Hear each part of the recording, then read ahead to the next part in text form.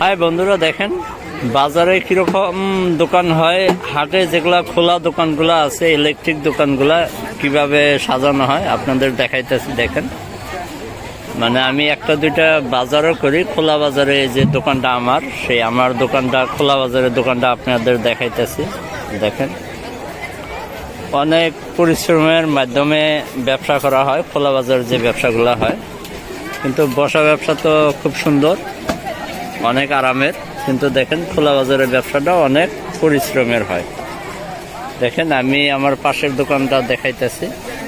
এটা হলো গারো বাজার, মেঘালয় দামাল আসিম নামের জায়গা। এটা দামাল আসিম বাজার ওয়াই।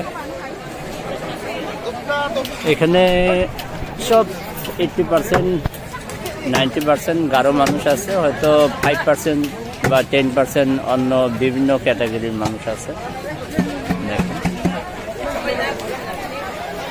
দেখা তো অনেক সুন্দর, আপনারা দেখতে পারতেছেন বন্ধুরা। আমার চারপাশের দোকানগুলো দেখালাম আপনাদের। দেখেন, আজকে বেচাকেনি ভালো নাই, বেচাকেনি অনেক খারাপ আছে, মানে কাস্টমার খুবই কম। যাওয়া সপ্তাহটাও অনেক ভালো হয়েছে বাজার, কিন্তু আজকে বাজারটা খুব খারাপ। বেচাকেনি একদম নাই বিলাই কওয়া চলে।